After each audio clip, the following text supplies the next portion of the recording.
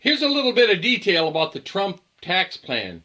For those of you who think you want to listen to the mainstream and drive-by media, you got to get into the details. Here's a little bit of great details about the Trump tax plan.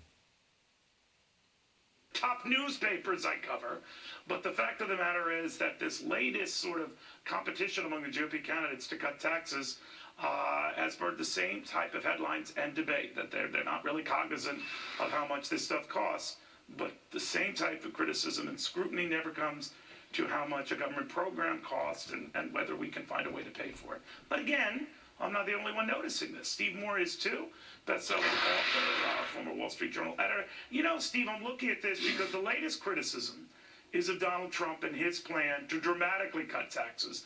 Take 7 rates, bring them down to 4 rates. One of those rates is 0, so I don't know if we can count that. But they're so substantial. But they fall on the heels of other candidates who have similarly offered big tax cuts.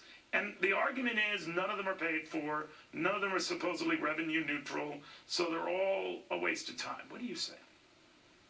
Well, I want to give you a statistic that I think will blow you away, Neil. When Ronald Reagan cut the highest income tax rate from 70% when he entered office all the way down to 28%.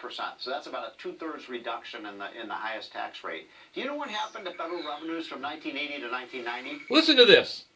They doubled. They doubled. There wasn't a tax loss. We had the biggest increase in revenues we've ever seen. You know, if you get the economy moving again, if you put people back to work, if you bring businesses back to America, I think Trump has the right story here, and I don't always agree you with and I Trump. also know that the problem with that, it most certainly did bring enormous revenues to Washington. Unfortunately, Republicans in control that spent all of that and then some. They spent it. And Democrats do the same thing. I'm just saying they can't help themselves. So I wish there were a built-in law, part of the taxes, that you will not touch this. Bingo! That's neither here nor there. Neil, are you suggesting a lockbox? Well, so let's put it to the dad or whatever.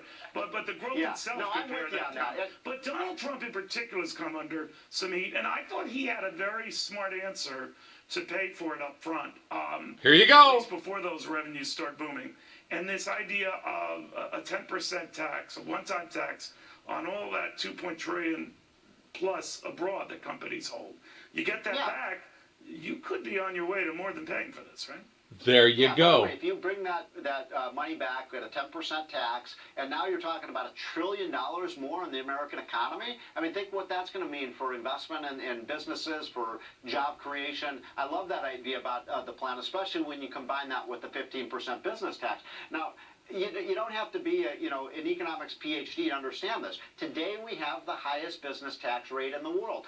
American companies, you've covered this week after week, Neil, American companies like Burger King, McDonald's, Walgreens, iconic American companies have been leaving. Now, if you cut that rate from the highest rate in the world to the lowest or close to the lowest, I think Ireland would still be lower than ours under a 15% rate, my goodness, you're going to see all those businesses move back in. They're going to bring jobs with them. And when people have jobs, guess what, Neil? They pay taxes. There you go. We've learned over and over again. I'm so sick of these people in the media saying, oh, how is it going to be paid for? Right. I mean, how did Obama pay for Obama? It's just wild to me because they never worry about anything that's paid for unless it's a tax cut. Then they get religion. Ding, ding, ding, It's ding. always fun, my friend. Thank you very, very much. Very good. By the way, I think you should throw your hat in for Speaker of the House. Well, that or Just my both. 2 cents. I don't know which one it's going to be.